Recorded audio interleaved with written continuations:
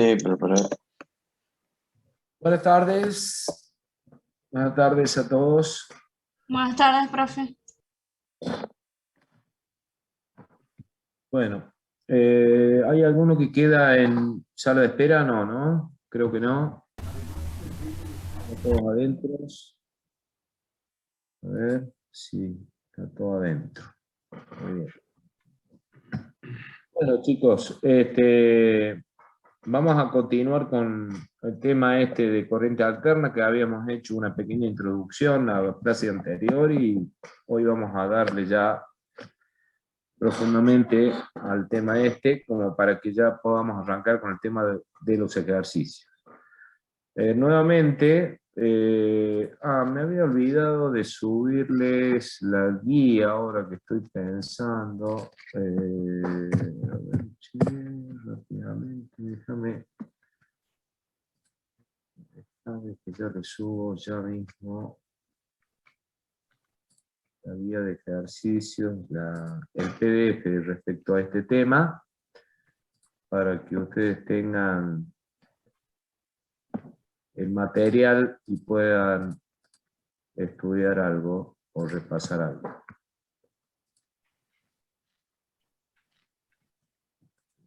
No, aquí es mi drive,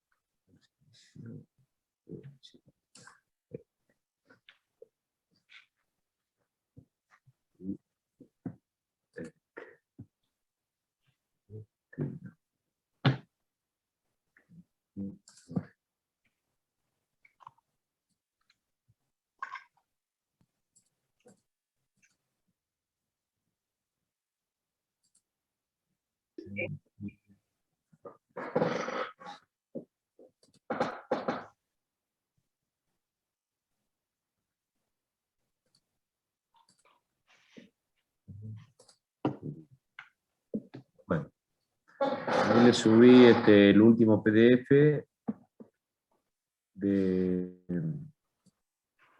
parte de corriente alterna, que es lo que estamos viendo ahora y es lo que vamos a seguir trabajando con.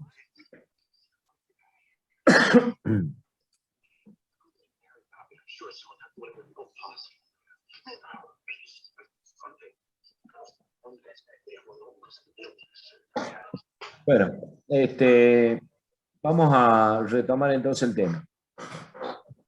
Habíamos ya conversado un poco sobre el tema qué era la corriente alterna, qué tipo de forma de ondas había en corriente alterna, y habíamos hablado también algo del asunto de los valores eficaces, tanto de corrientes o tensiones, y que esos valores eficaces de tensiones y corrientes dependían justamente de la forma de onda que tenía, la forma de onda de la tensión alterna.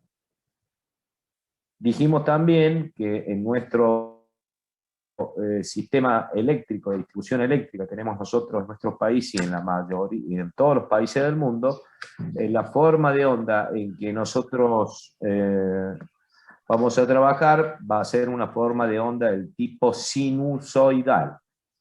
Sinusoidal, o sea, que va a variar la tensión en el tiempo de acuerdo a la forma de onda de la senoide. También dijimos, y habíamos hecho algún tipo de diferenciación con respecto a lo que era la corriente continua y la corriente alterna, donde el comportamiento de los elementos, sobre todo el tema de las inductancias o el tema de los capacitores, estos tipos de elementos ahora en corriente alterna iban a presentar una caída de tensión en los bornes de cada elemento, ya sea de la bobina o del capacitor, de la misma forma de que presenta sobre la resistencia una cierta caída de tensión debido al paso de la corriente. Esa caída de tensión era VR para la resistencia, BL para la bobina, y bueno, si hubiera un capacitor, BC para el capacitor. que ahí es donde notábamos la gran diferencia que existía cuando trabajábamos en corriente continua, sobre todo en los valores de la caída de tensión que había sobre la bobina y sobre el capacitor. Ya que en continua, ya habíamos dicho que pasado el régimen transitorio, en la bobina se comportaba como un cortocircuito, por lo cual no había caída de tensión. Bueno, en estos casos, en corriente alterna, siempre ahora, a medida que circula esta corriente por este circuito, siempre va a existir una caída de tensión. Por lo tanto, si hay una caída de tensión sobre el elemento, vamos a decir que son elementos que están oponiendo al curso o al paso de la corriente eléctrica por ellas. Eso, o sea, al igual de lo que hace una resistencia. La resistencia opone al paso de la corriente. Ahora, la inductancia también va a oponer al paso de la corriente y por esa causa, cuando circula corriente por ella, acá vamos a tener en forma constante una caída de tensión llamada en este caso B. Si fuera un capacitor, como dije, va a ser la caída de tensión sobre el capacitor BC. Siempre y cuando que apliquemos corriente alterna. Entonces, vamos a suponer acá este circuito, que tenemos un circuito de corriente alterna, una fuente de tensión de corriente alterna, y esa fuente de corriente alterna va a estar, en este caso, conformada por esta función BT, o sea, una tensión que va a variar en función del tiempo, igual a la B máximo por E a la J omega T. Esto lo ponemos de acuerdo a que ya también habíamos mencionado a la ecuación de Euler, en donde el E a la J omega T se puede descomponer según la ecuación de Euler en un B máximo por el coseno omega T más un J seno de omega T. Entonces ahí estamos ya en presencia de una tensión de corriente alterna, que al aplicarla a este circuito cerrado de resistencia bobina, empezará a circular una corriente también en función del tiempo y que provocará caídas de tensión sobre los elementos, también una caída de tensión en función del tiempo, ¿verdad? Teniendo eso en cuenta, entonces, podemos aplicar la ley de Kirchhoff, que sabemos que la tensión aplicada, BT, que sería la fuente, será igual a la suma de las caídas de tensión en la resistencia más la caída de tensión en la bobina. La segunda ley de Kirchhoff. ¿Okay? Y si planteamos esa segunda ecuación de Kirchhoff en función de las tensiones que aplicamos y de las corrientes que circulan, nosotros nos encontramos entonces con la expresión donde acá tenemos la DDT aplicada, que sería este término, la caída de tensión a la resistencia, que sería la I por R, nada más que es una I en esta vez, en función del tiempo, y la caída de tensión en la bobina, que según Lenz ya dijimos que es L por la derivada de I con respecto al tiempo.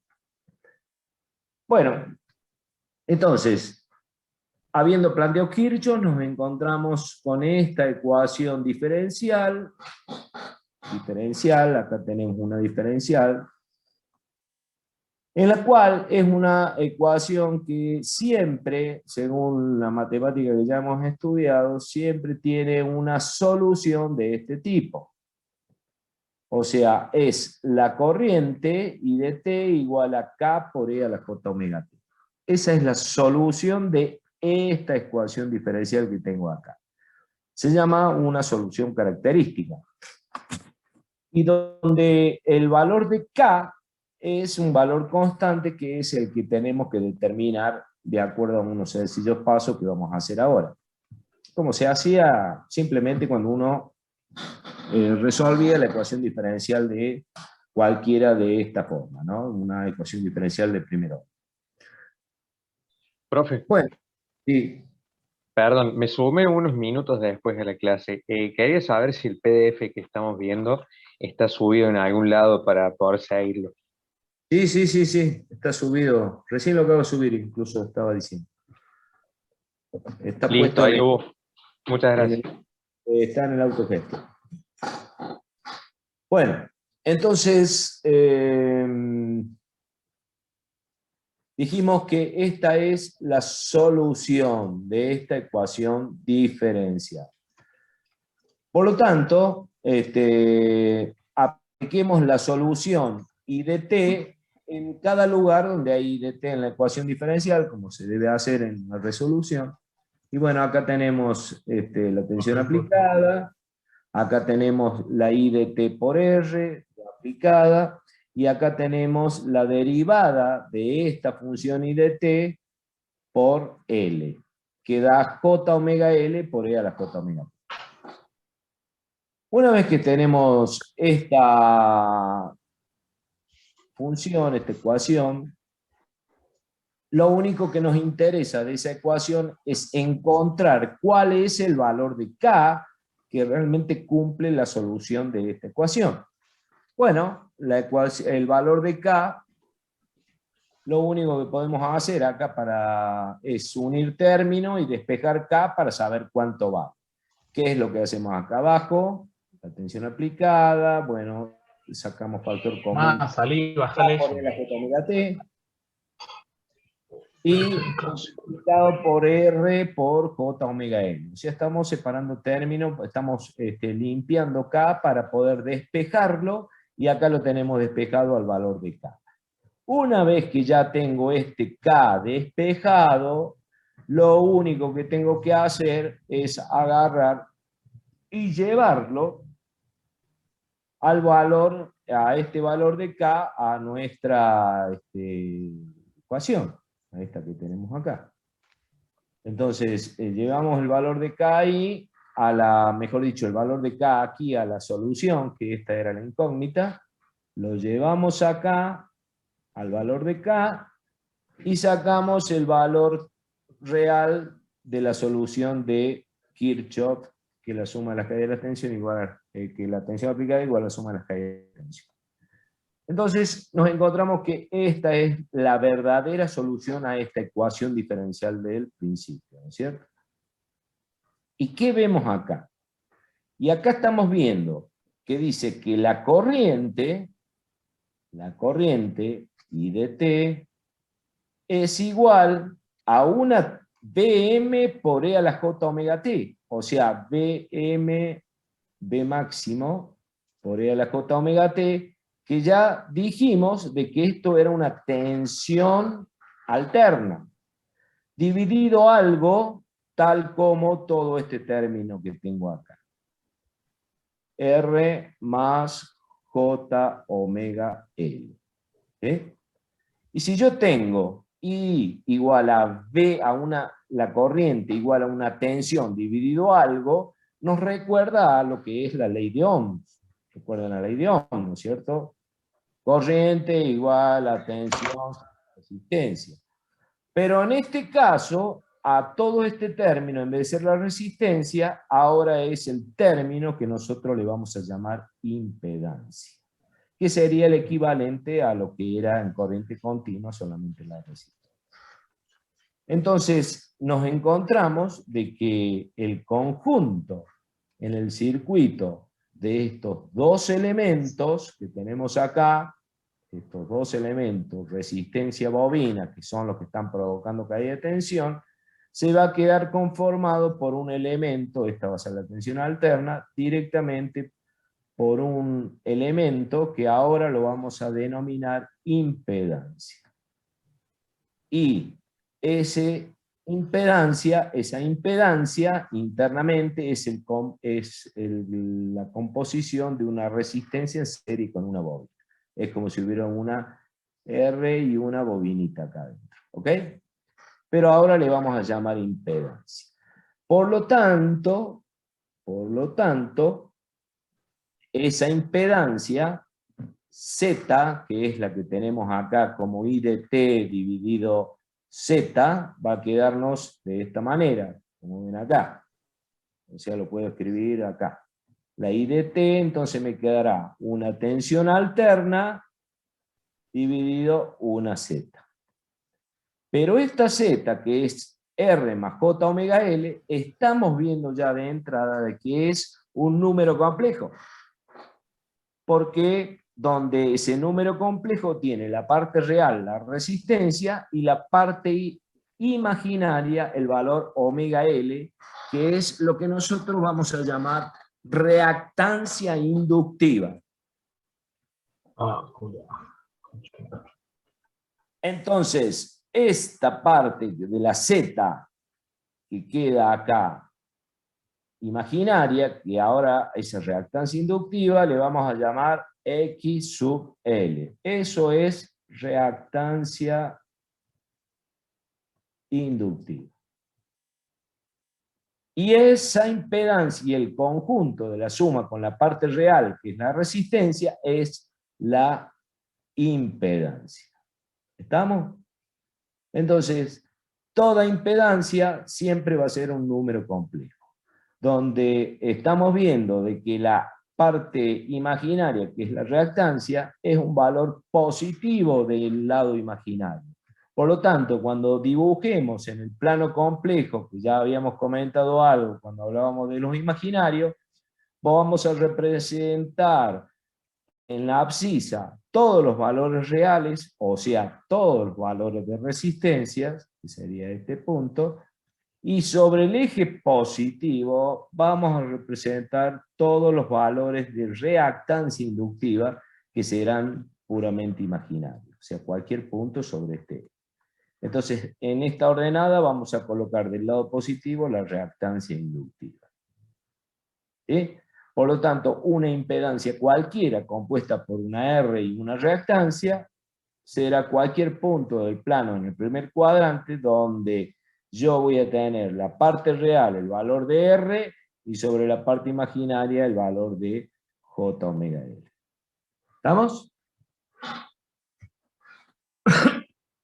¿Qué acabamos de ver acá? Simplemente que esto, al haber resuelto esa ecuación diferencial que teníamos nosotros de tensión alterna aplicada a un circuito RL, nos encontramos de que al fin y al cabo seguimos trabajando con la ley de Ohm, nada más que ahora vamos a trabajar con el valor, la forma de la ley de Ohm entre una tensión alterna dividido una impedancia. Y a este tipo de impedancia que acabamos de determinar recién, le vamos a llamar una impedancia Z, esta es nuestra Z, donde todo este segmento, como ustedes saben, con cualquier número imaginario, es el módulo. ¿Y cómo se saca el módulo este?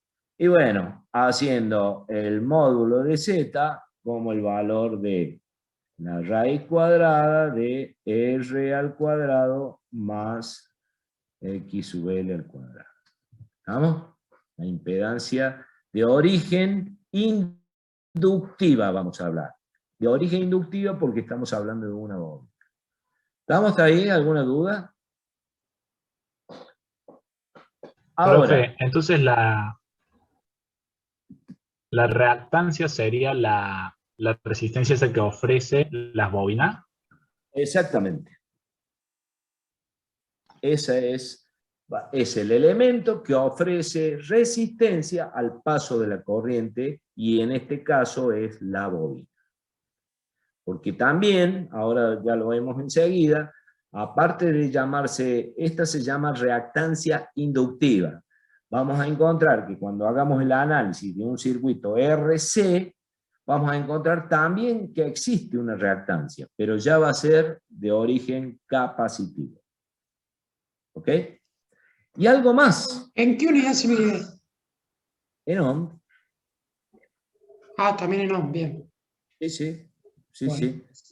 O sea, la Z, la unidad de medida será el ohms. Y como ustedes ven, el módulo de esto también es ohms. O sea, las R se miden en ohms y las reactancia inductiva, que ahora le llamamos XL, que es el conjunto de omega L, también se mide en ohms. Todo se mide en ohms. Pero hay algo más. Fíjense que la XL, como yo puse acá, es una función, o sea, estos ohms que representa esta XL, es una función, primero, de una constante que es justamente el coeficiente de autoinducción L. ¿En qué se mide el coeficiente de autoinducción L? En Henry, ¿verdad? Multiplicado por omega. ¿Y quién es omega? Y omega es justamente 2pi por la frecuencia. Por lo tanto, ¿qué vamos a ver? Que esta reactancia inductiva, a medida que aumente la frecuencia esta que tengo acá, la reactancia también va a ir aumentando.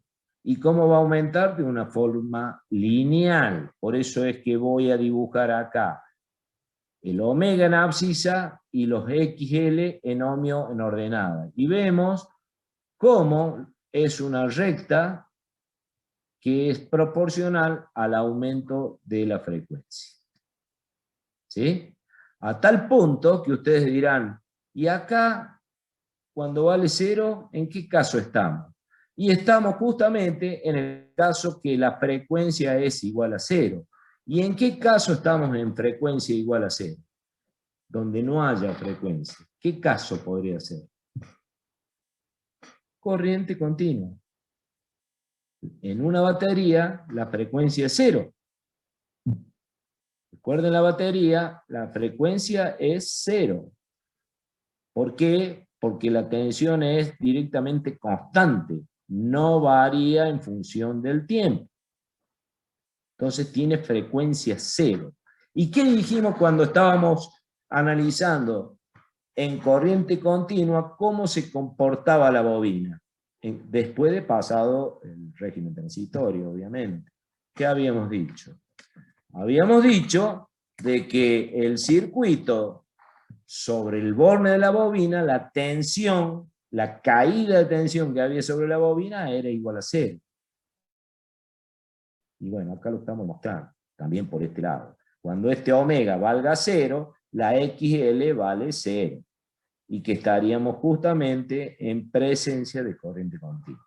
A medida que entra a aparecer la corriente alterna, o sea que entra a aparecer valores de frecuencia, empieza a tomar distintos valores a medida que aumenta la frecuencia.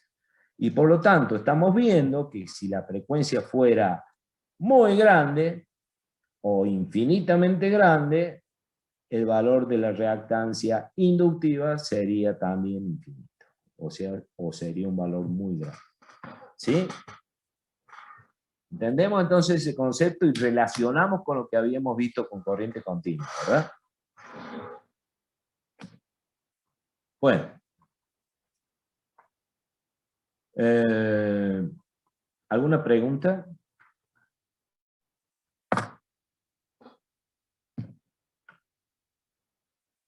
Ahora hagamos un circuito de corriente alterna, pero con capacitores. Hagamos el mismo que hicimos recién.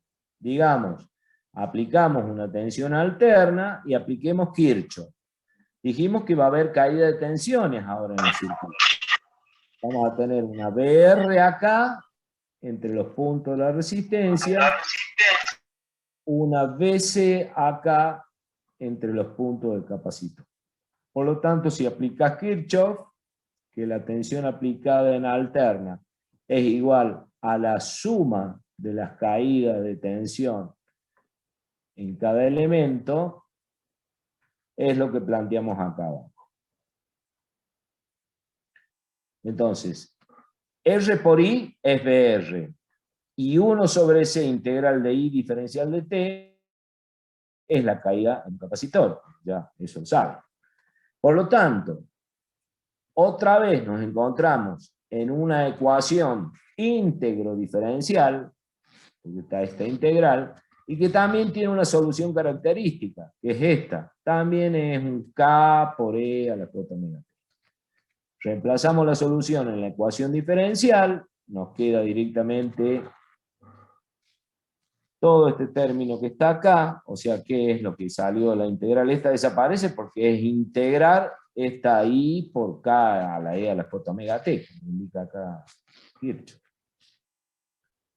Y cuando integramos y colocamos los valores, nos encontramos que aparece este K, que es parte de la solución y que es la que tenemos que llegar a determinar. Entonces hacemos simplemente una agrupación de términos y despejamos el valor de K. Una vez que saco el valor de K, lo llevo directamente al valor de K a mi K de mi solución característica. Cuando lo llevé allá arriba, me encuentro que la I de T me queda de esta forma. ¿Y qué veo acá nuevamente? Al igual que habíamos visto antes. Veo una corriente dividido una tensión alterna, que es justamente todo este término, eso es una tensión alterna, dividido un número complejo, R más 1 sobre J omega C.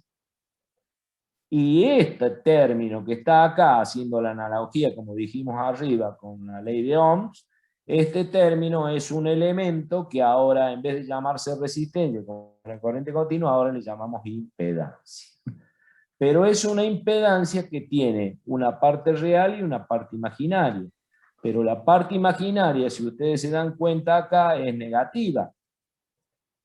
Entonces, si yo dibujo en el plano complejo, donde la parte real van a ser todas las resistencias, o sea, todos estos términos que están acá, la parte imaginaria que corresponde al eje acá abajo, ¿verdad? Acá están los menos J.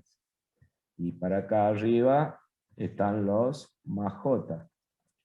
Entonces, cualquier punto que esté sobre el eje negativo del eje imaginario son reactancias capacitivas. Y la vamos a nombrar con la letra X también, nada más que van a ser las XC, haciendo alusión de que es una reactancia capacitiva. En cambio acá arriba dibujábamos las XL, reactancias inductivas. Entonces, cualquier impedancia que esté en el cuarto cuadrante, como este punto, por ejemplo, estará compuesto por una resistencia y estará compuesto por una reactancia menos JXC. Siendo XC el valor justamente que está acá, 1 sobre J omega C. Sería esta XC. ¿Vamos? ¿Se dan cuenta por qué quedó negativo? Bueno, porque cuando reemplazamos K y aplicamos todo esto, nos quedó el J acá abajo. Cuando nosotros queremos colocar el J en el numerador, evidentemente, ¿qué hay que hacer? Como ustedes ya saben, multiplican J por J, arriba en el numerador y denominador, y evidentemente J al cuadrado es menos 1. Por lo tanto, ahí es donde queda el signo negativo de este dictado. ¿Ok? Otra vez, si yo hago, entonces, la gráfica, o sea que dijimos que nos va a quedar que XC, la reactancia inductiva, es igual a 1 sobre omega C. Entonces, como está el omega acá, fíjense, el omega sabemos que es 2πf, entonces, a medida que aumenta la frecuencia, también va a ser un elemento que depende de la frecuencia.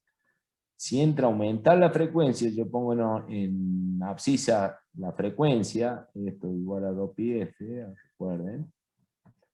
A medida que aumenta la frecuencia, este valor de XC empieza a disminuir. Entonces, A medida que aumenta la frecuencia, empieza a disminuir, disminuir, disminuir, hasta hacerse, puede llegar a hacerse cero si la frecuencia tuviera un valor extremo como infinito. Y si la frecuencia disminuye, llevándonos hacia cero, en este punto, nos encontramos que el valor se hace inmensamente grande, el XC, porque la frecuencia es cero. Cualquier número dividido sobre cero, este valor se va inmediatamente muy alto. Y sería los puntos que esta asíntota representa acá hacia el valor cero de frecuencia. Y si hacemos la analogía con corriente continua, ¿qué era frecuencia cero? Dijimos. Una batería simplemente. ¿Y cómo se comportaba un circuito de una batería cuando nosotros teníamos un RC? ¿Cómo se comportaba este circuito? ¿Qué pasaba con esta corriente en un determinado momento? El capacitor se cargaba y esta corriente se anulaba. Y era como pensar que el circuito quedaba abierto. Bueno, acá lo estamos viendo también de esta forma. Cuando la frecuencia es cero, la impedancia capacitiva se hace tan grande que la corriente sería imposible de circular.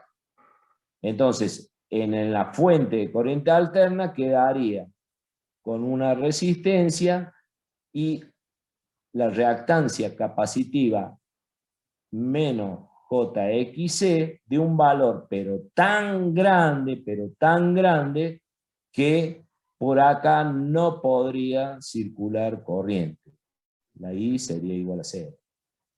¿Vamos? Entonces ahí estamos representando de una forma y uniendo a lo que ya habíamos dicho en corriente continua. Contrariamente, si la frecuencia aumentara, este valor tiende a ser como un cortocircuito, fíjense, porque se convertiría en un valor casi cero de reactancia. ¿Ok?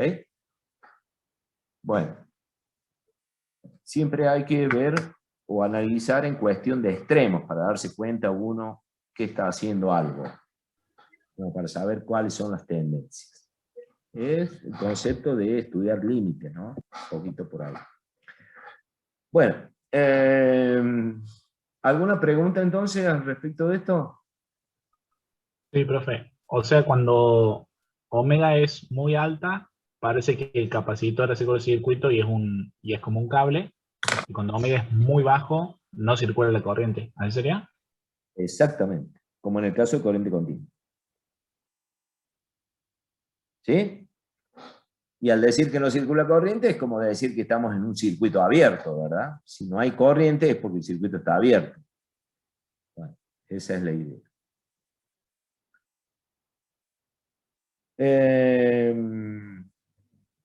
Bueno, acá en el PDF ahí tienen entonces las dos definiciones que dijimos. El elemento de la bobina es un número imaginario positivo. En cambio, en un capacitor es un imaginario negativo. Y una impedancia, entonces fíjense ahí, este es el plano complejo. Acá sobre esto tenemos todas las resistencias, desde 0 para allá, y desde 0 para J positivo tendremos todas las inductancias. Y desde el 0 y hacia el J negativo tendríamos todos los capacitores en todo este eje. Y cualquier combinación de inductancia y resistencia es lo que estaría dentro del primer cuadrante. Y cualquier combinación de resistencia en serie con un capacitor es lo que estaría en el cuarto cuadrante. ¿Estamos? Entonces, ahí es donde estamos viendo que cualquier impedancia en general siempre va a ser un número complejo. ¿Sí? Salvo que no tuviera ni resistencia, ni inductancia, ni capacitancia, porque ya estaríamos únicamente en la parte real, que serían solamente resistencias. ¿Sí? Bueno, Bueno, acá hay un poquito, entonces, ¿cómo? Un poquito acá hay unos ejemplos, como para que se den cuenta ustedes, cómo yo voy a representar una impedancia en un circuito. Vamos a hacer para el ejemplo de Z inductivo. Esto que está acá, ¿qué tipo de impedancia es? Es una impedancia de origen inductivo. Esta también es una impedancia de origen inductivo. ¿Esta qué es? Únicamente una bobina, ¿verdad? Pura, no hay resistencia. Todo esto también es una impedancia de origen inductivo. ¿Lo ven? Nada más que la única forma de expresar esa impedancia es en la representación de un número complejo en las distintas formas. O sea, esta es una forma binomial, esta es una forma de Steinmetz, donde representamos únicamente el ángulo y el módulo. Esta es una manera de representar en forma exponencial, donde usábamos la letra E, J90, fíjense que el ángulo es directamente 90 grados, y esta es una forma de expresión del complejo en forma trigonométrica, donde el 40 es el módulo por el coseno del ángulo que existe entre la abscisa y el módulo, ¿verdad? Y así es como, por eso les decía que repasen el número complejo, porque si por ahí yo tengo un circuito donde yo voy a agarrar y digo, quiero sumar dos impedancias, ¿por qué las quiero sumar? Porque están en serie, nada más. Esta que sea la Z1 y esta la Z2. Entonces, ¿qué me conviene usar de cuál de todas las formas que yo tengo acá? Y podríamos usar esta, que sería la más conveniente, la binomial, o esta, ¿verdad? Pero nos conviene esta, porque ya sumamos parte imaginaria por un lado y parte real por el otro. Ahora, si yo tuviera dos impedancias en paralelo, por ejemplo, por decir algo, yo tengo dos impedancias en paralelo, entonces, saben que el paralelo de esto, si yo quiero sacar un equivalente, ¿cuál sería? Y el equivalente de Z total es Z1 por Z2 dividido Z1 más Z2, ¿verdad? Bueno, acá voy a tener que usar producto de complejos, ¿y cuál es la expresión que me va a convenir? Y me va a convenir usar esta, la de Steinmetz. Y si cuando yo tengo que hacer el denominador, que tengo que sumar, y bueno, usará esta binomial. Entonces vamos a tener que estar para una misma impedancia representándola en una forma polar, o en una forma binomial, o en una forma de Steinmetz. Y vamos a tener que estar pasando de una forma a otra simplemente para encontrar cuál es el valor de la Z equivalente. ¿Ok? Por eso les decía que manejen bien la calculadora para poder avanzar y hacer esto rápido. No podemos perder el tiempo de cómo sacar el valor de un paralelo, cuando en realidad nuestro problema es saber cuánto va a ser la corriente que circula por acá. Y para saber esa corriente nosotros tenemos que hacer I igual a una tensión dividido una impedancia, que es compleja, una impedancia equivalente. Bueno, esa es la idea.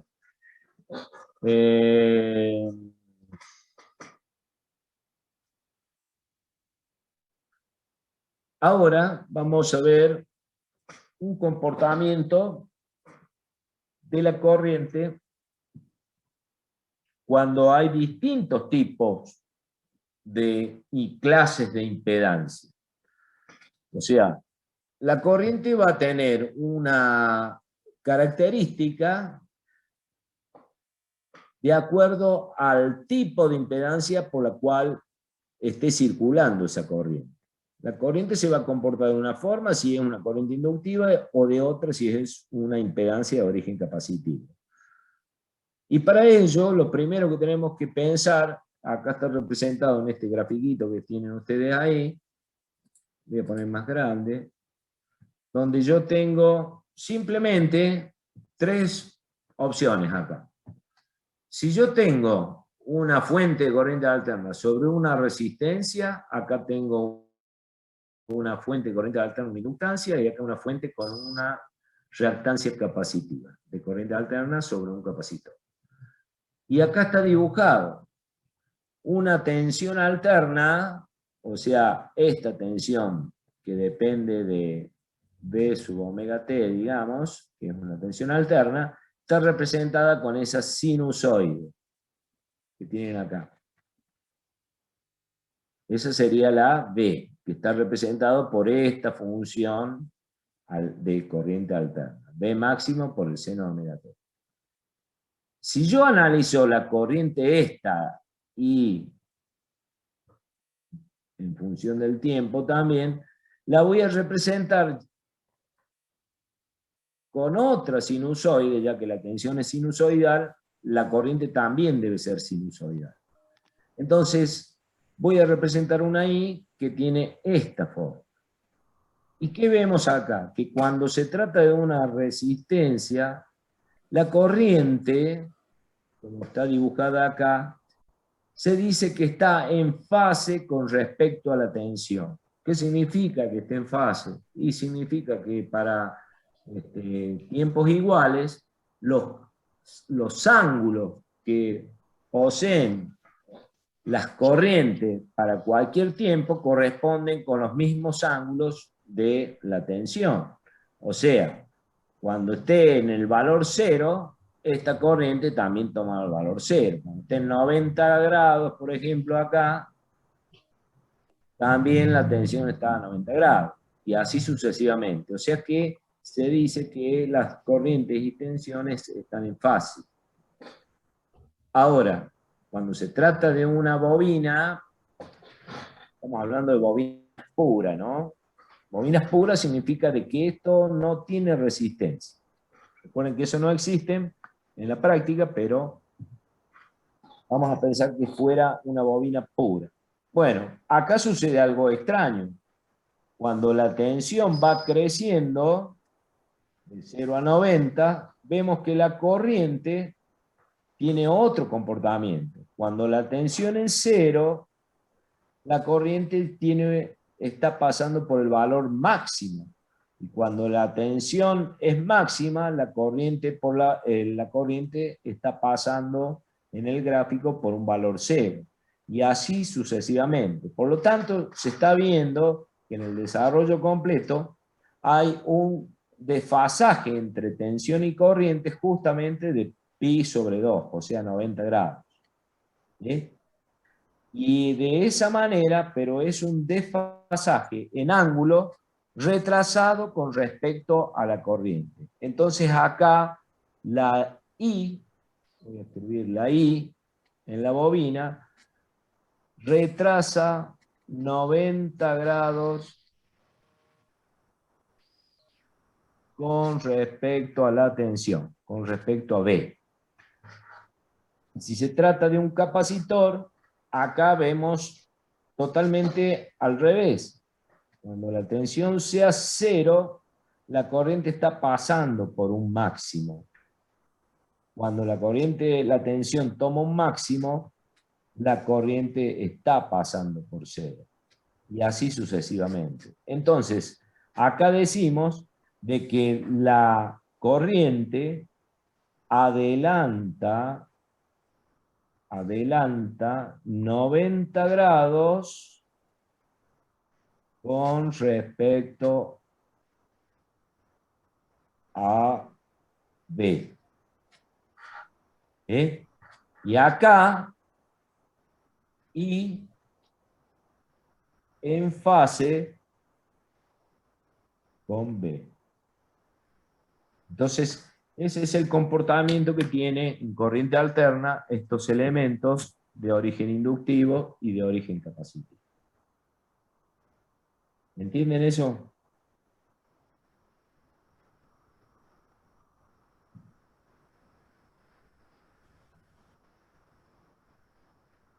¿Está claro? ¿Alguna duda? Sí, profe. Bien.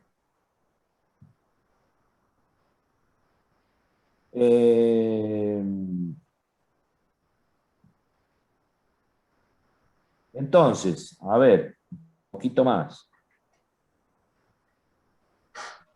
Vamos al plano complejo. Yo pongo así un plano complejo, yo pongo los más J acá arriba. Nosotros lo que acabamos de hacer, dijimos que pusimos una tensión alterna y pusimos, por ejemplo, una bobina pura. Y que esta bobina tiene el valor XL. ¿Sí? Ese valor XL sabemos que es más JXL, o sea que es cualquier punto que estaría sobre este. Entonces, ¿cómo represento esta JXL en el plano complejo? Directamente un punto sobre este. ¿Sí? ¿Cómo lo expreso a esa impedancia de origen inductivo? Y la voy a representar con un valor J, un módulo de Z y un ángulo ¿de cuánto? De 90 grados. O sea, ¿qué estoy diciendo? Estoy diciendo, el módulo ZS es justamente el segmento que va de 0 hasta acá arriba. Los 90 grados es el ángulo medido desde abscisa hasta allá. Ahí tenemos los 90 grados. ¿Ok? Pero fíjense, y dijimos de que la tensión, para ese caso, se iba a comportar de esta manera. ¿Ven? Mientras la tensión es 0, este está acá. Mientras la tensión es máxima, este es 0. Y que este retraso es justamente 90 grados. Bueno. Pero, ¿qué pasaría si ahora yo tuviera una tensión alterna y tengo una resistencia que le agrego en serie y una bobina pura, ideal? Entonces, acá yo tendría el más JXL y acá tendría un valor de R. Si me voy al plano complejo y represento esta impedancia en el plano complejo, entonces este valor que tengo acá, ahora le tengo que sumar la parte R, que estaría por acá, vamos a suponer. Y todo este conjunto va a quedar representado por una alterna y una impedancia de origen inductivo. ¿Sí? Algo así. Z.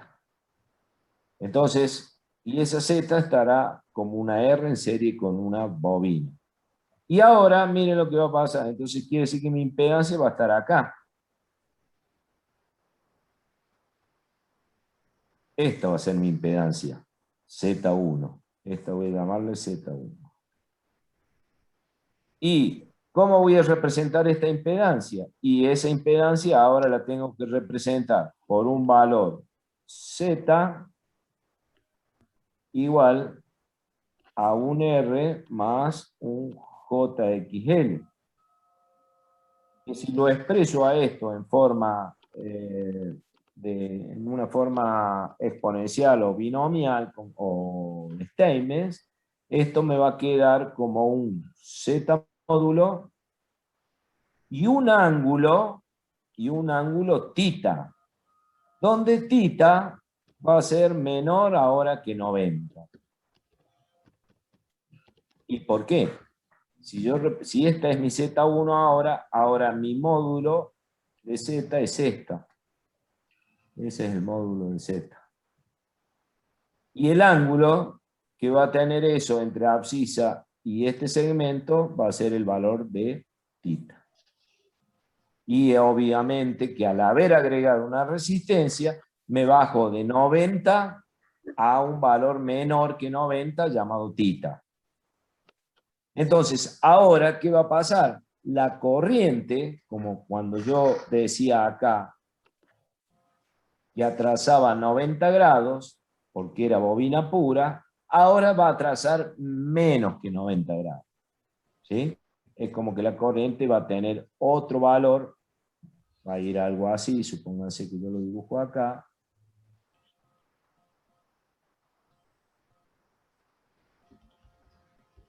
Algo así. Bueno, paralela, digamos. Donde el valor entre este punto hasta el origen, donde empieza la tensión, es un valor menos de 90, como el que estaba acá. ¿Ok? Entonces, solamente va a trazar 90 grados cuando sea bobina pura. Solamente va a adelantar 90 grados cuando sea capacitor puro. Y los máximos adelantos o atrasos que pueden existir son de 90 grados o menos 90 grados. Se va achicando ese valor a medida que van apareciendo las resistencias. ¿Claro? Bueno. Profe, una pregunta. Entonces sería bobina, tiene que ser sí o sí bobina pura para que retrase 90 grados. Si es con una resistencia, sería menor de 90 grados. Siempre menor que 90 grados. Exactamente. Ah, listo.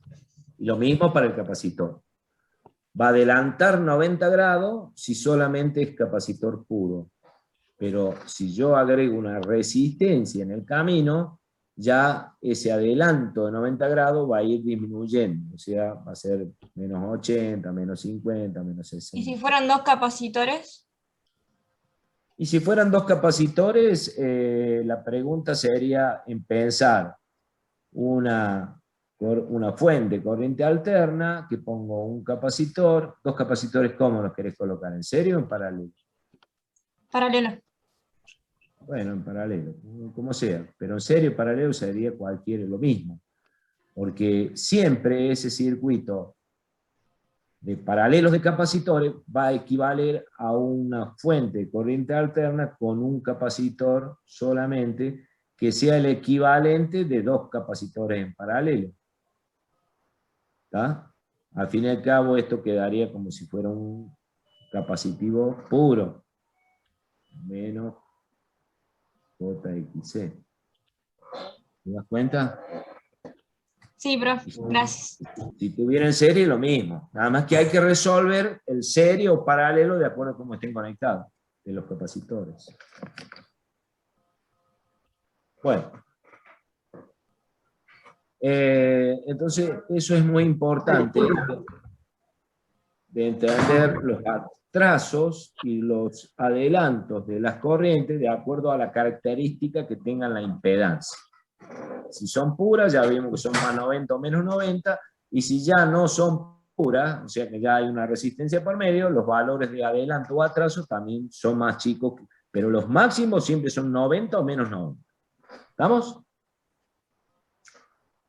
Bueno. Acá ahora, esto lo tenemos que entender para que podamos entrar a los ejercicios, lamentablemente. Por eso es que estoy viendo como si fuera una parte teórica esto, pero es para solamente entrar a los ejercicios. Una vez que lo entiendan, ya esto no les hace falta verlo más, salvo a lo mejor para rendir un teórico.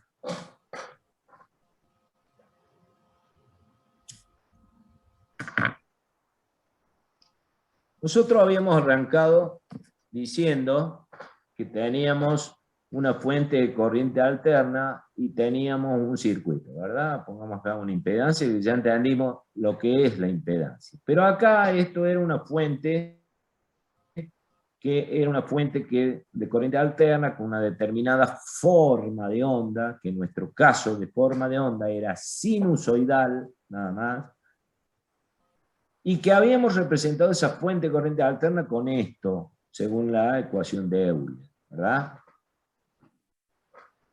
Donde era la J omega t, era el B máximo por seno omega t más J coseno omega t.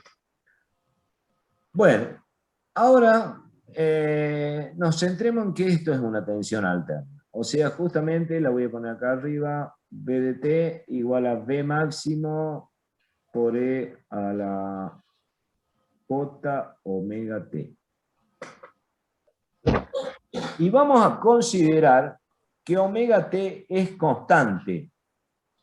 ¿Qué significa que omega t sea constante? significa de que tiene frecuencia constante. O sea, tiene frecuencia constante, como el caso de la tensión nuestra, donde enchufamos la licuadora, los enchufes, o el televisor, o lo que sea.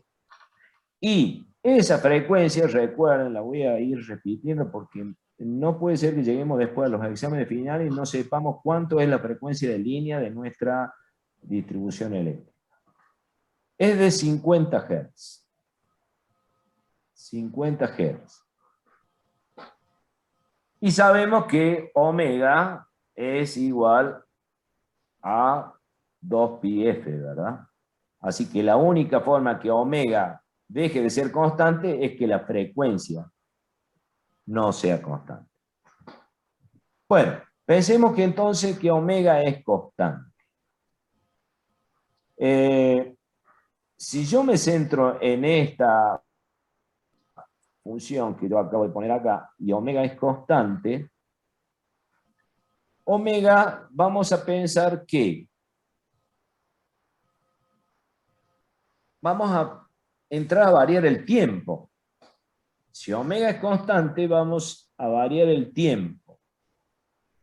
Y fíjense, y vamos a ir representando en el plano imaginario, donde yo pongo J en ordenada, y acá pongo los números reales. Los números reales. Entonces, como mi tensión alterna es un número real multiplicado por E a la J omega T, y omega es constante, y lo único que vamos a hacer variar es ahora el tiempo, imagínense de que si yo dibujo en el plano complejo este número de esta tensión alterna, y digo, para t igual a 0 me queda E a la 0, y E a la 0 es 1, multiplicado por Bm, tengo el valor de Bm, que es un número real. Este sería el valor de Bm, justamente. Y es justamente el tamaño del segmento este que tengo desde 0 hasta acá. ¿Vamos?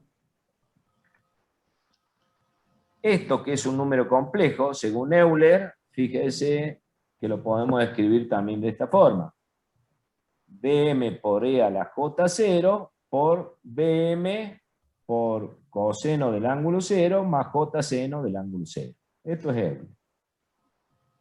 Ahora, va variando el tiempo.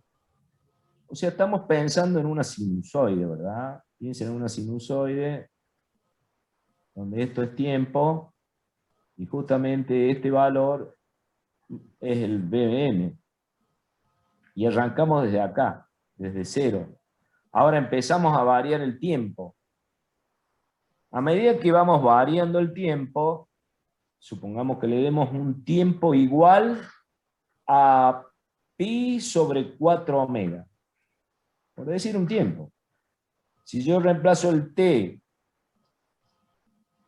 sobre acá arriba, pongo el t, el valor este, lo llevo allá, en el valor de esa tensión alterna que estoy queriendo representar, me encuentro que omega t vale 4, pi sobre 4. Reemplacen ahí arriba, a ver, no lo están viendo porque está muy grande, ahí está. Entonces, si t vale pi sobre 4 omega, quiere decir que omega t vale pi sobre 4. Eso está claro, ¿verdad? Entonces, ¿cómo queda representada mi tensión alterna? B máximo por J sobre pi sobre 4, que es justamente el valor de omega t. Si lo represento en forma trigonométrica, y queda Bm máximo por coseno de pi sobre 4 más J seno de pi sobre 4. Y si yo hago esa representación de ese número complejo que está acá en el plano complejo, corresponde a este segmento ahora que está justamente acá. con un valor exactamente igual acá en 45 grados, ¿verdad? ¿Por qué?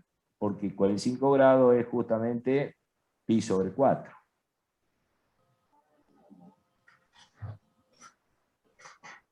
Entonces, ¿qué ha pasado? De tiempo cero lo llevamos a un tiempo que es más grande que cero, para el caso de pi sobre 4 omega, y el segmento se ha desplazado así. Y ahora si le doy más tiempo todavía, le doy el tiempo pi sobre 2 omega, esto es más grande que esto, ¿verdad? Entonces vamos a observar, y haciendo lo mismo, que el segmento se me ha puesto en la representación acá.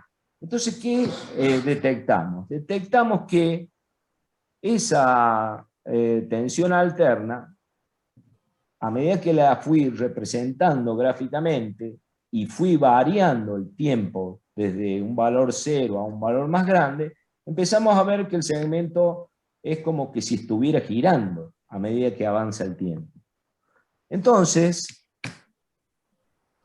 y ese valor de segmento giratorio corresponde al valor máximo justamente de esa tensión alterna, o sea, a este valor máximo. Por lo tanto, fíjense que ese vector giratorio, a medida que yo lo voy haciendo girar, y ahora este sea, suponete, el segmento que arrancamos de valor 0, después se irá por acá, después se irá por allá, y después llegó acá como llegamos nosotros. Si vamos haciendo la representación de ese segmento, ¿y qué nos va a reflejar? Si hacemos la representación de omega t en función de un eje de coordenadas que fueran b, suponete, este segmento cuando es 0 sería este punto. A medida cuando voy acá 45 grados, pónganle acá, y bueno, va a corresponder un puntito que está acá. Y cuando esté en 90 grados, es justamente este puntito que va acá. Entonces, vamos viendo que a medida que ese segmento giratorio que va girando, a medida que transcurre el tiempo, nos va conformando una tensión justamente alterna y sinusoidal. Entonces, ¿qué podemos sacar en conclusión con eso?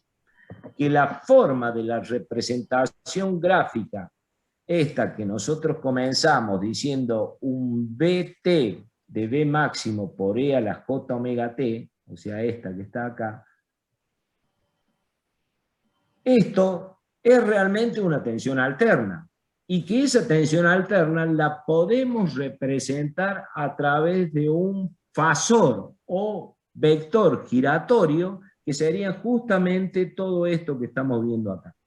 A medida que transcurre el tiempo, vemos que el fasor va girando constantemente, y si yo hago la descomposición de ese fasor giratorio en función de un eje de coordenadas de tensión y en función de omega t, me describe perfectamente una onda sinusoidal. Entonces, vamos nosotros de ahora en adelante a hablar de fasores, donde vamos a poder decir que un fasor de tensión está representado también por un número complejo, porque esta expresión que tengo acá, B máximo por E a la J omega T, es un número complejo. Entonces, una tensión, de ahora en adelante vamos a hablar de fasor de tensión, y que también va a ser un número complejo. ¿Y qué es un fasor de tensión? Es un vector giratorio en función del tiempo. Y ese me va a describir una tensión alterna de origen sinusoidal. ¿Estamos? Bien. Entonces, ¿qué nos encontramos? Que ya tenemos que la tensión es un fasor giratorio y es un número complejo. Demostramos que la impedancia es un número complejo también. Y por lo tanto, su corriente también tendrá que ser una corriente compleja. Por esa era la importancia que les decía al principio. Repasemos un poquito lo que es sumar, dividir, multiplicar y restar números complejos. Aquí Entonces, bajo ese tipo de convención que vamos a hacer, cada vez que nosotros representemos una tensión alterna, lo podemos representar directamente como un vector o como un fasor. ¿Y qué es ese vector o fasor? Es un valor de tensión de un vector que sabemos que es giratorio, pero nosotros lo vamos a representar fijo. Vamos a poner un vectorcito y decimos, esto es nuestra tensión de alimentación. Y es un fasor de tensión. Sabemos en la cabeza que es un fasor variable y giratorio con el tiempo, y que gira a una velocidad constante. Por eso empezamos con la premisa acá arriba de decir omega era igual a constante. Eso es decir que está girando a una velocidad angular constante. Y la frecuencia es la que va a representar justamente la inversa de ese valor de omega t, de esa velocidad constante giratoria.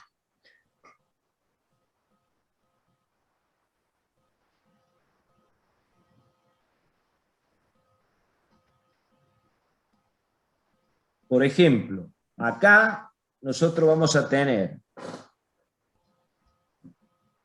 un fasor de tensión, como dibujado un vector, era el que estábamos hablando recién.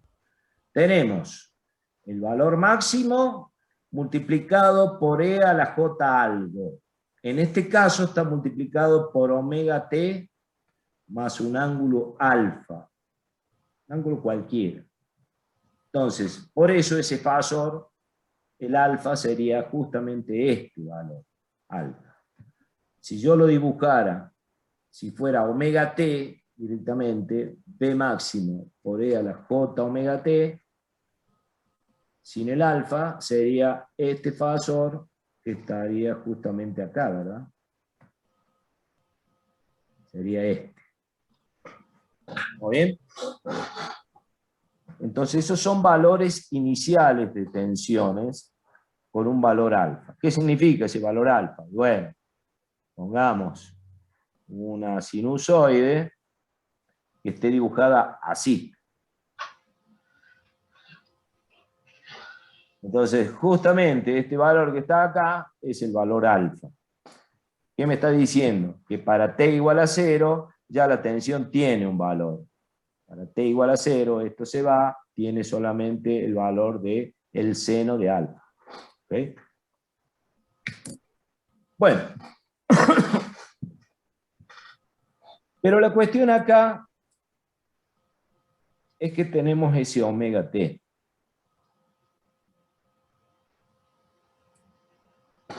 Y nosotros podremos representar ese, al estar el omega t, vamos a decir que es un fasor dependiente y dibujado en el dominio del tiempo. Pero yo también podría dibujar ese fasor solamente y únicamente si elimino el tiempo. Y represento, en vez de los valores máximos en función de sus valores eficaces, podría decir que voy a tener un fasor dibujado en función y en el dominio de la frecuencia. ¿Cómo vamos a ver eso? Vamos a determinar una ley de Ohm, que va a ser la ley de Ohm fasorial. La ley de Ohm fasorial va a ser expresada de esta manera, porque ya dijimos que nuestra tensión es un fasor de tensión. Y nuestra impedancia es un número complejo. Vamos a dividir un fasor de tensión, que es un número complejo, sobre otro número complejo, y me tiene que dar otro fasor, que va a ser el fasor de corriente, que también deberá ser un número complejo. ¿Está? Y por eso es que vamos a expresar la ley de Ohm fasorial. Vamos a arrancar con I de T, voy a poner más grande esto para que lo vean. Ahí lo tienen. Arrancamos con la ley de Ohm que ya conocemos en función del tiempo. I dividido, I igual a V del tiempo dividido una impedancia cualquiera. Esta tensión expresada, como lo dijimos recién en forma fasorial, sería Vm por E a la J omega T, un número complejo. Y esta impedancia expresada como número complejo es E a la J phi. Al dividir esto, me queda justamente Vm sobre Z, me queda una I máximo. Y los exponentes, en este caso, cuando divido dos números complejos, lo tengo que directamente restar, J omega T menos J phi. Resultado, Im por E a la J omega menos phi. Este es el resultado. ¿Y esto qué es? Es justamente otro fasor de corriente, como dijimos. ¿Estamos? En forma general ahora, vamos a suponer que la tensión ya tenga un ángulo inicial, alfa. El Z tiene un ángulo phi, cualquiera. Al restar esto, bueno, fíjense en lo que queda. El I máximo debido a que Vm sobre Z. La exponente de la E queda como omega T más alfa menos el J phi. Pongo J como factor común y me queda este valor que sería el fasor de corriente en función de el I máximo. ¿Sí? Eso sería ya la ley de Ohm en función, en términos generales. Un ángulo cualquiera de tensión inicial dividido sobre cualquier impedancia me dará un fasor de corriente con un ángulo determinado, como el que está expresado acá. Pero si yo agarro a ese valor, fíjense lo que vamos a hacer ahora. Vamos a tratar de sacarnos de encima el omega t, porque la verdad que es medio molesto para todo esto. Fíjense, yo voy a agarrar a esta expresión que está acá, de la tensión, B máximo por E omega t más alfa, la voy a dividir primero por raíz de 2 y por E a la J omega t. ¿Sí? Entonces, ¿qué va a pasar acá? Al dividir B máximo sobre raíz de 2, ya lo habíamos comentado y seguramente en el teórico también, esto se convierte en valor eficaz, porque es una tensión sinusoidal. Entonces, ¿qué me va a quedar acá? Me va a quedar el valor. Esperen que acá me parece que hay algo que no funciona. J phi, sí, sobre la J omega t. Bueno, acá estamos repitiendo eso. B máximo sobre Z es un I máximo. Y de este lado la expresión vamos a dividir también por raíz de 2 para E a la J omega t, para que no altere esta igualdad. La igualdad es todo esto, de acá hasta acá. Que dice, tensión dividido impedancia es igual a corriente. Entonces, del lado de la tensión dividido impedancia, divido por raíz de 2 por E a la J omega t. Y del lado de la corriente, divido también por raíz de 2 por E a la J omega t para que no altere la igualdad. Al dividir por ambos miembros esos valores, entonces ahí es donde yo le digo, B máximo sobre raíz de 2 se me convierte en B, que ahora en vez de tener el máximo, tiene simplemente la letra B, que significa valor eficaz de tensión. Y al dividir por E a la J omega t, este término, directamente me queda E a la J alfa, porque simplificaría este J omega t con este J omega t. Me queda J a la alfa, que es lo que me queda acá. Para que estoy rayando mucho, voy a borrar esta línea. Ahí está.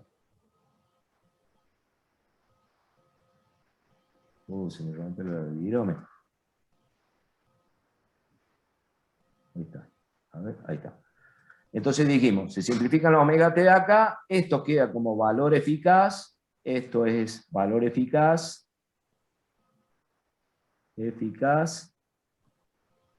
y bueno, la parte de la impedancia queda tal cual como está, y del lado de la corriente, al dividir por raíz de 2, también me queda valor eficaz.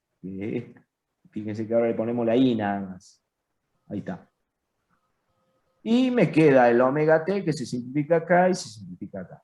Y les queda directamente que la corriente es alfa menos phi. ¿Y qué hemos logrado con todo eso? Al dividir por raíz de 2 y por e a la j omega t. Que me he deshacido totalmente del tiempo. Y al deshacerme totalmente del tiempo, se ha convertido mi ley de Ohm, como está expresada acá, en la ley de Ohm fasorial, que en términos generales la escribo así. Tensión con un ángulo cualquiera, dividido una impedancia con un ángulo cualquiera, me dará una corriente justamente como está expresado ahí, como alfa menos pi. ¿Bien? Y si yo hago la representación, como venía diciendo recién, en el plano complejo, fíjense que ahora el vector, que no lo puedo ver porque no sé por qué no puedo correr para allá, se me corre. Bueno, quiero expresar este dibujo que está ahí, pero no sé, a ver si lo pongo completo. Ahí está. Entonces, la tensión que antes la dibujábamos en función de los valores máximos como un fasor de tensión, fíjense que ahora dibujamos esta misma tensión, pero en función de valores eficaces con un vector más chiquito. ¿Y por qué más chiquito? Y bueno, porque al B máximo lo dividimos por raíz de 2. Y lo mismo el I máximo, que antes lo dibujábamos más grande, ahora lo hacemos más chico, porque está en función de valores eficaces. ¿Está? ¿Y cuál es la diferencia? La diferencia está en que los fasores que están dibujados acá más grandes estaban representados por E a la J omega t. En cambio acá el omega t desaparece y simplemente queda el ángulo de la tensión y el ángulo de la corriente. En este caso decimos que depende, está dibujado en el dominio del tiempo porque está el tiempo, está el omega t. En cambio, acá decimos que está dibujado en función de la frecuencia. ¿Por qué? Porque estos fasores van a cambiar de magnitudes, sobre todo la corriente, de acuerdo al tipo de impedancia Z que yo esté, que esté en el circuito, porque voy a tener una tensión dividido una impedancia que si es de origen inductivo o capacitivo, me dará un valor de corriente que adelantará o atrasará de acuerdo al tipo de la impedancia. Pero como la impedancia depende de la frecuencia, como ya lo explicamos recién, recuerden el gráfico lineal para el gráfico para la inductancia, que era una recta así, y para la capacitivo era una recta así, en función de la frecuencia. Entonces decimos que esta representación de fasores están dibujados en el dominio de la frecuencia. Bueno, todo este lío era para poder decirles a ustedes de que las impedancias las dibujamos en el plano complejo, las tensiones las dibujamos en el plano complejo y las corrientes las dibujamos en el plano complejo. Y, por lo tanto, si todo es complejo, ahora vamos a hablar de una ley de Ohm fasorial. ¿Por qué fasorial? Porque los vectores de tensión y corriente son todos fasores, que se lo pueden dibujar en el dominio del tiempo o en el dominio de la frecuencia, según su magnitud, nada más.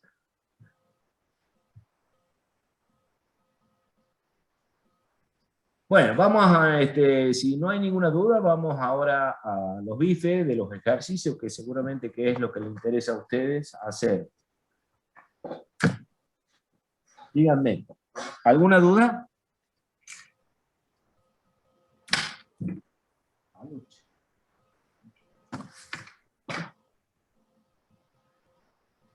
¿Ninguna duda? Sí, profe, tengo una duda. Pregunte cualquier cosa porque viene bien, aunque sea lo más absurdo que hay, no me va a molestar para nada. Profe, una consulta. Diga. ¿Escucha? Dijimos Sí. que si era un sistema inductivo, adelantaba 90 grados. Y si era un capacitivo, bueno, pasaba 90 grados. Y si es un sistema CL, ¿cómo sería ahí? Que tuviera bobina y capacitor. Sí. Bueno. ¿La atrasa o la adelanta o se suman las dos? Los Es dos que... vectores. Se hace una suma de vectores ahí. No, esto es muy sencillo. Vamos a poner el circuito que vos estás proponiendo. Supongamos que tengamos algo así. Una resistencia, tengamos una bobina y tengamos un capacitor. Así sería. Y la pregunta que hace nuestro compañero es, ¿qué va a pasar con esta corriente? ¿Va a adelantar o va a atrasar con respecto a la tensión? Esa sería la pregunta. Bueno, para contestarte en forma rápida, yo te voy a dibujar un plano complejo y te la pongo y la colocamos así. Acá que están en la abscisa, las resistencias. Daría este valor de R1. Este va a ser el valor de JXL y este va a ser el menos JXC. ¿Vamos? Sí. Entonces, lo primero que podríamos pensar, este circuito tiene un equivalente Z.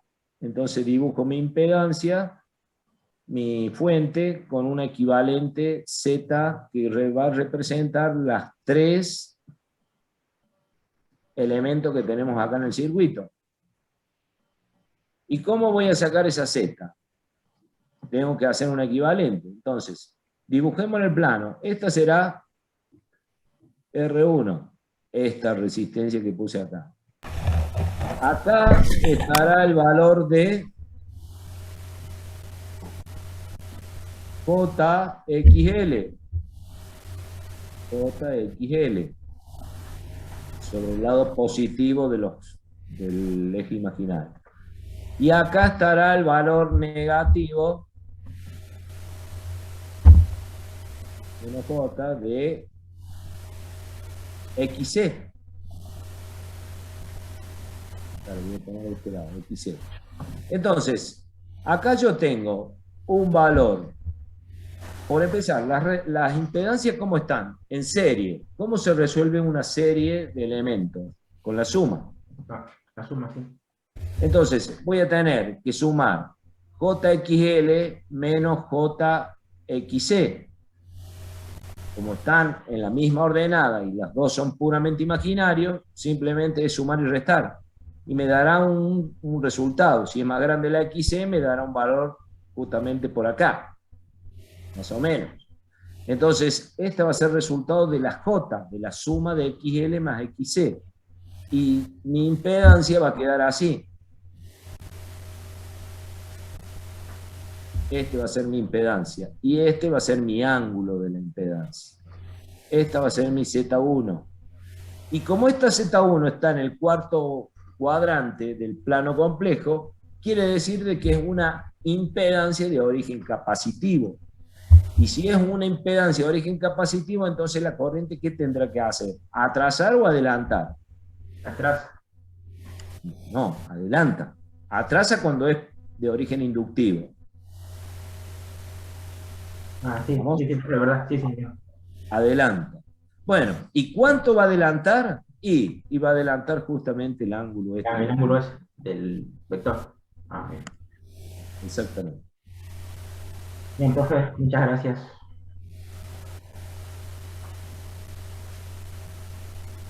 Bueno, volvemos a esto.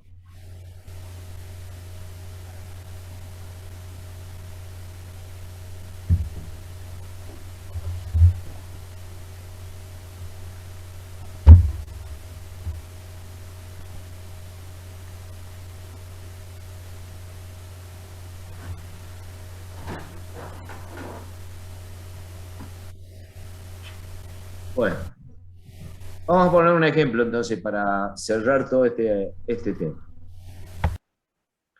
Este ejemplo dice que yo tengo una fuente de corriente alterna que tiene este valor. B de T y vale 150 por el seno de 5000 T más 45. Es una tensión alterna, ¿verdad? Bueno, ¿qué es este término que yo tengo acá? Y ese es el famoso omega T que hablábamos recién. ¿Y qué es este más 45? Y ese es el famoso alfa. Entonces, es una tensión que ya tiene, para T igual a 0, ya tiene un valor efectivo, ¿verdad? Que es justamente 150 del seno de 45.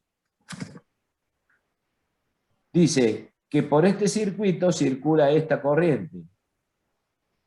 3 por el seno de 5000 T menos 15 grados. ¿Ok? Nuevamente, me faltó ver acá. ¿Qué término es este 150?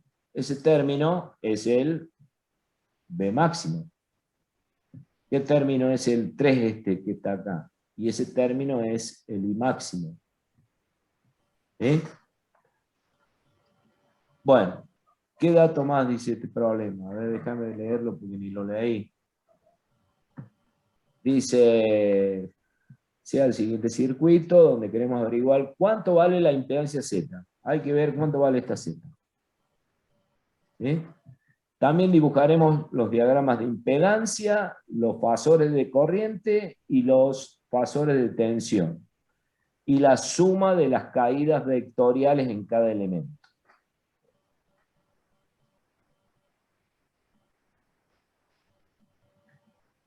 Bien.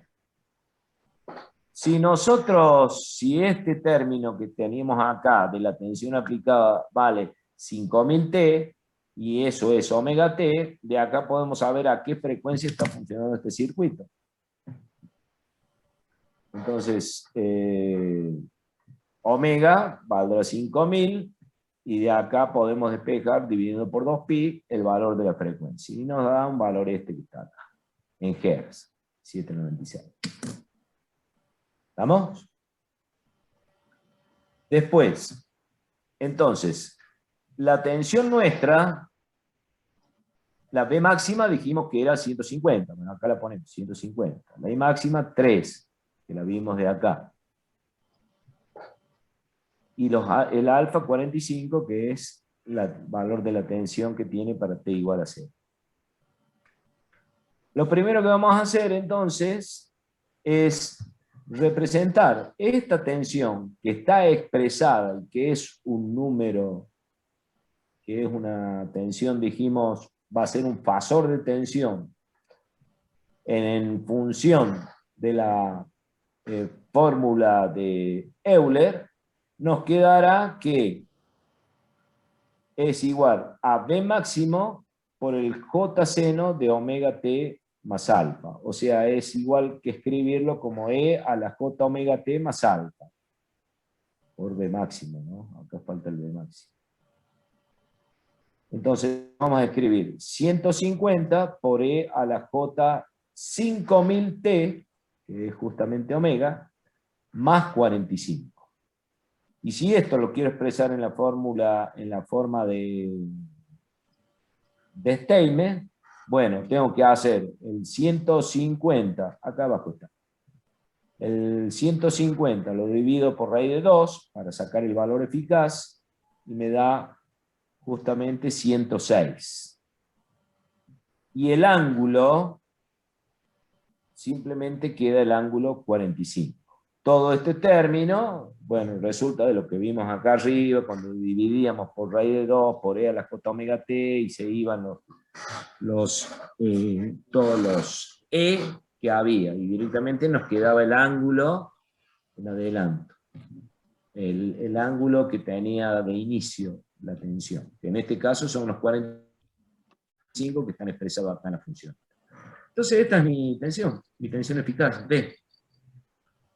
Que si yo quiero representar esta tensión en el plano complejo, ¿y qué tengo que hacer? Bueno, dijimos que teníamos que poner un vectorcito, como dice que está a 45 grados, lo pongo a 45 grados. Listo, ahí está 45 grados, este es B. Y acá estarían los 45 grados. siendo la magnitud de ese vector, de ese fasor, justamente 106, que son valores eficaces. Este gráfico está en el dominio de la frecuencia. ¿Sí? La corriente, lo mismo. La corriente dice que valía esto que está acá, 5000 T menos 45. Bueno, de esa misma manera entonces podemos escribir la I máximo como J seno de omega T más alfa menos phi, igual a J seno de omega T menos 15 grados, que es justamente como está expresado allá. Como te da el dato del problema, ese es el dato. 5000 T, el omega, bueno, aquí iría el 5000, está el omega, 5000 T menos 15. Y ese valor me tiene que dar igual a E a la J omega T más alfa menos phi, o sea, 3 por E a la J 5000 T menos 15. Que si yo lo expreso en función de valores eficaces, tengo que dividir por raíz de 2 y por E a la J omega T. Entonces se me va a eliminar este término. Este 3 va a quedar dividido por raíz de 2, que no sé cuánto da, debe estar calculado por ahí, a ver. Ahí está. Te da, bueno, 3 dividido raíz de 2, no está calculado. Bueno, ahí está. 3 raíz de 2 y te queda el ángulo menos 45. Entonces, en el plano complejo, ¿yo qué hago? Pongo, como habíamos dicho, la tensión que estaba a 45 grados. B. La corriente que tiene un atraso de menos 15 grados. Entonces voy a dibujar una corriente a menos 15 grados. Vamos a suponer que sea esta. Esta es la I. Acá hay menos 15 y acá hay más 45. ¿Vamos? Bueno, ahí yo representé tensión y corriente en forma fasoria. Me queda la ley de Ohm, dice que Z es igual a tensión sobre corriente. Esta es mi ley de Ohm fasorial. Entonces será los valores que hemos sacado de B eran 106, ¿no? 106,45. Entonces vos vas a colocar acá 106, este es un 0, 45 dividido el 3 raíz de 2 con un ángulo, vamos a ponerlo así, con un ángulo de menos 15. ¿Está bien? Entonces, acá, ¿qué estamos haciendo? Tenemos que dividir dos números complejos. Y sabemos que la mejor forma es colocarlo en esta forma, como está expresado ahí, en forma exponencial o de Steinmetz. Y esto será, bueno, dividir 106 sobre 3 raíz de 2 para sacar el módulo, que acá está hecho y vale 50. Y acá hay que simplemente, al estar dividido, restar los exponentes. 45 menos 15 da justamente 60. Y ahí tenemos el valor de Z. Si yo grafico esa Z en el plano complejo ahora, y yo tengo que poner un vector de 50 de magnitud, esto sería 50, acá tiene que haber un valor de 60. ¿Sí? Y ya estamos viendo por la forma en que tiene el ángulo la Z, de que es de origen inductivo, porque está para arriba, ¿verdad? Su parte, este será su resistencia y este será su reactancia. Entonces, acá lo único que hay que hacer es pasar este punto que está expresado como 50-60, pasar con la calculadora a forma rectangular para que me dé los valores de R y los valores de θ, como está acá. que lo pueden hacer así, que no se los recomiendo que lo hagan así, sino que lo hagan directamente con la calculadora. Es multiplicar 50 por el coseno de 60 más j seno de 60, y bueno, esto te va a dar esto, 25 más j 43. O sea que R vale 25, y acá vale más 43,3. ¿Está bien? ¿Estamos? Si esto vale 25 y esto es 43,43, significa que estamos colocando una resistencia. Mi circuito sería una resistencia con una bobina colocada en serie de 43 ohms de reactancia y de 25 ohms de resistencia. Como el dato nuestro nos dijo que la omega valía 5000, y habíamos calculado la frecuencia, que era un valor de 756, si no me equivoco, entonces tranquilamente podemos encontrar el valor de L, como está acá abajo. XL es omega L, 2πf por L, y me da justamente, despejamos L, y me da este valor de 8,6 por 10 a la menos 3. O sea, 8,6 milihenries. ¿Está? Si yo quiero agarrar, ahí están dibujados los dos fasores que yo dibujé antes allá arriba, bueno, acá están bien dibujaditos. El módulo de B y el módulo de I. Y nos faltaría las caídas de tensiones, que es este. Las caídas de tensiones, ¿qué es? No nos perdamos lo que estamos haciendo. Teníamos la fuente alterna, teníamos acá la resistencia, y teníamos una bobina, ¿verdad? El valor era, ¿cuánto era? 150 dividido raíz de 2. ¿Cuánto dio eso? Más arriba lo hicimos. 106. 106,45. Entonces, esta tensión tiene el valor de 106,45. Esta tenía 25 ohms la resistencia, y esta tenía el valor de 43 ohms. Y esta tenía el valor de 43,3 ohms. J, ¿no? Bueno, y la corriente que circulaba por acá, que era dato en el problema, esa valía ya en valores eficaces, creo que lo hicimos acá, valores eficaces de ahí, acá está. Ah, no lo habíamos calculado. Bueno, 3 raíz de 2 menos 15. La corriente esa, entonces, I vale, esta I vale 3 raíz de 2 con ángulo menos 15. ¿Vamos? Esos son los datos.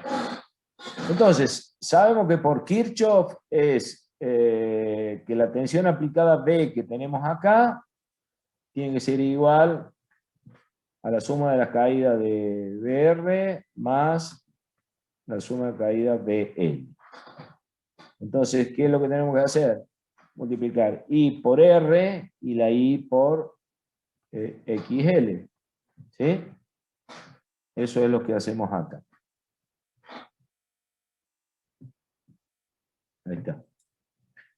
Vamos a calcular la BL primero. Esta. Sería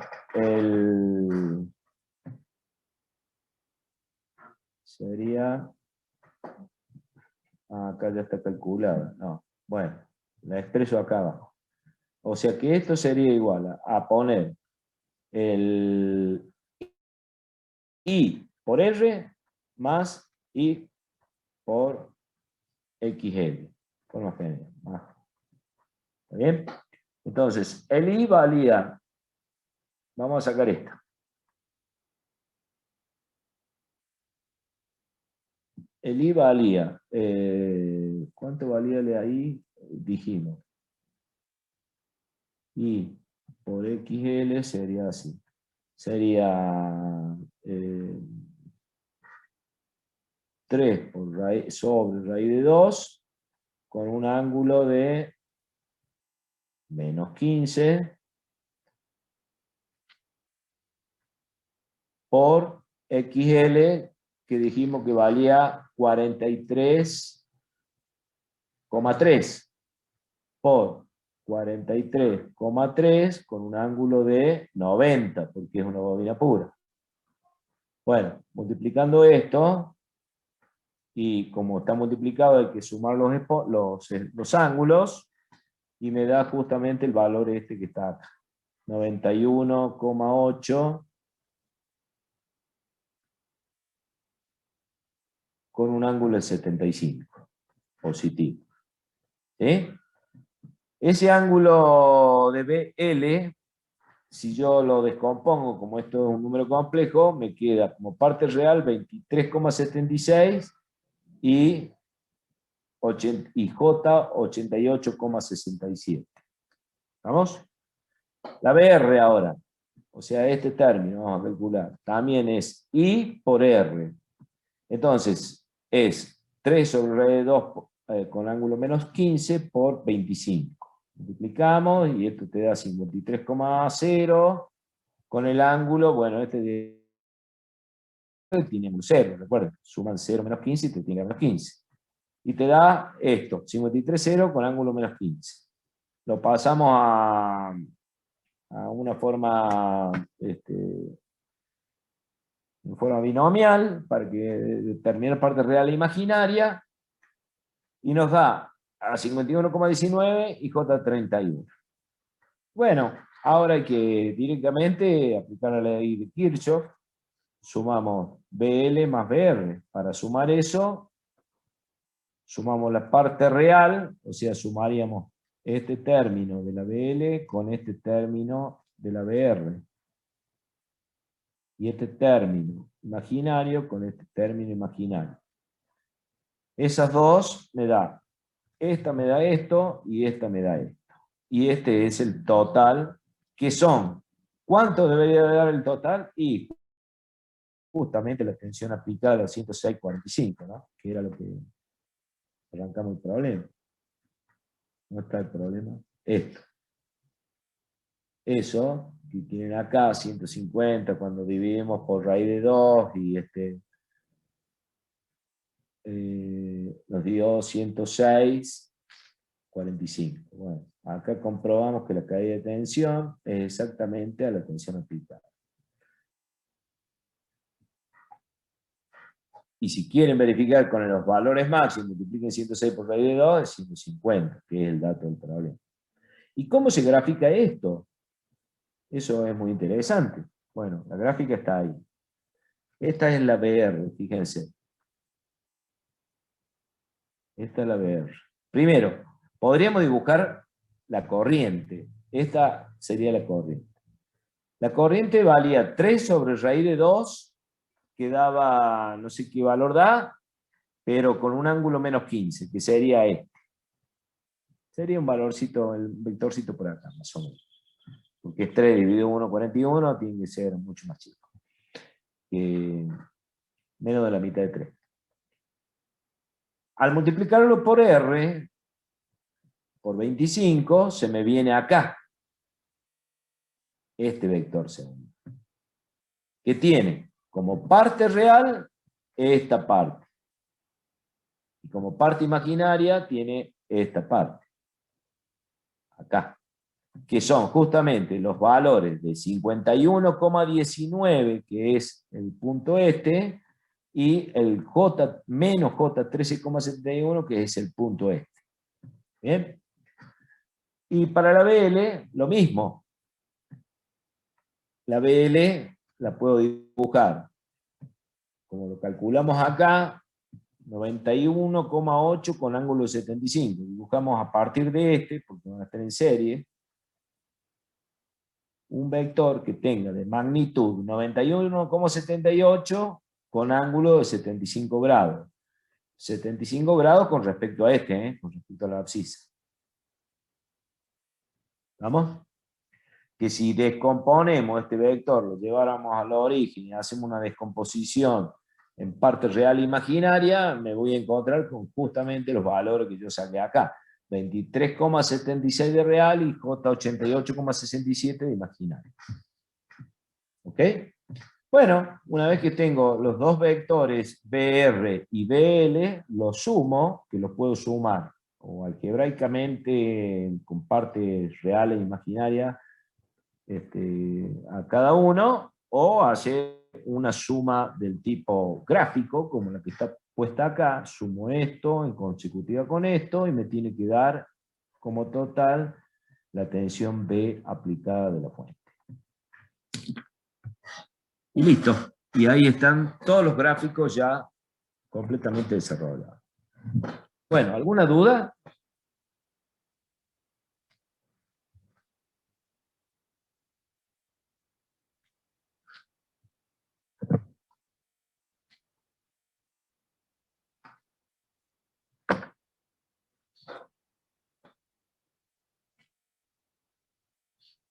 ¿No hay dudas? A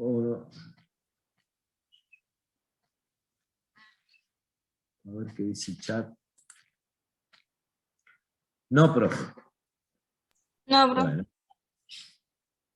no hay dudas.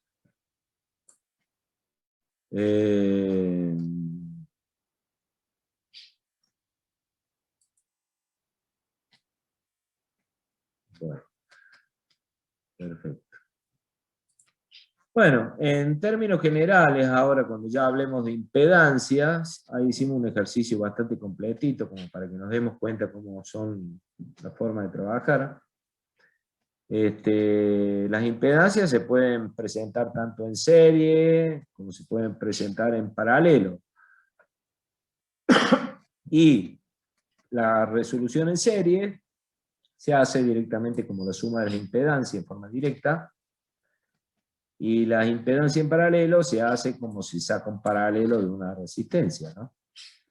O sea que no llevaría demasiado problemas. Después hay un término llamado admitancia. Y la admitancia es simplemente la inversa de la impedancia. O sea, ustedes hacen 1 sobre z y nos queda otro número complejo que se llama admitancia y que se mide con la letra mo, expresada por un ohm al revés, como para decir que es algo inverso.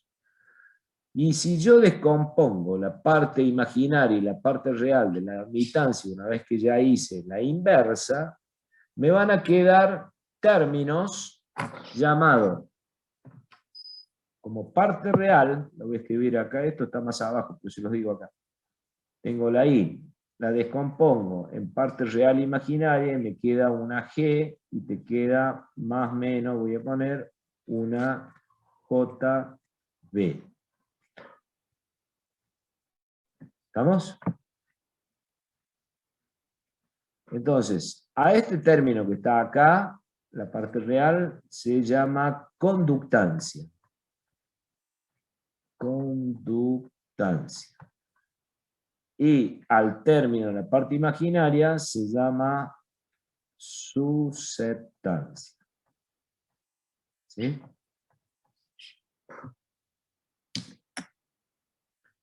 Al igual, para hacer la analogía, que en la Z también tenía una parte real y una parte más o menos imaginaria. JX. Y nosotros decíamos, bueno, a esta parte real se llamaba, ¿cómo se llamaba? Resistencia. Y la parte imaginaria, ¿cómo se llamaba? Reactancia. Reactancia. Entonces, fíjense, al haber hecho que la admitancia es la inversa de la impedancia, los signos de las partes imaginarias se invierten. Así como en una impedancia inductiva la parte imaginaria era positiva, ahora en una admitancia de origen inductivo será negativo. Y viceversa, en el caso del capacitivo.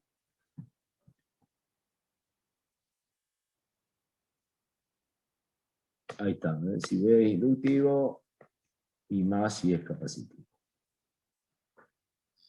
Bueno, y acá tienen una serie de resúmenes entre cómo se representan vectorialmente las tensiones, las corrientes, las zetas, las admitancias. Y cómo hacer una conversión de impedancias a admitancias y viceversa.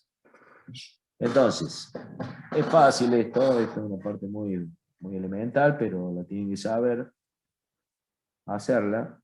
Que si ustedes tienen como dato una Z, esta es una forma más fácil, o sea, todos saben que si se ponen a hacer la Z 1 sobre I o I igual a 1 sobre Z, les va a salir.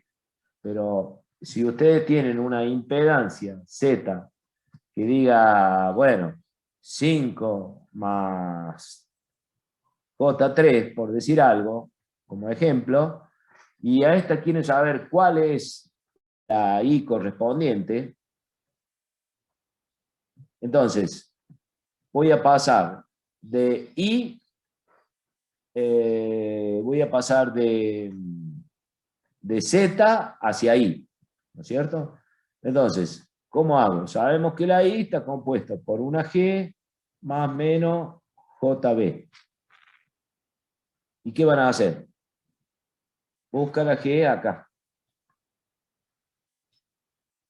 ¿Cómo la calculan? ¿Cuánto va a dar este valor? Y agarran el 5 que va acá, lo dividen sobre 5 al cuadrado más X al cuadrado, que es 3 al cuadrado. Y ya tienen el valor de G.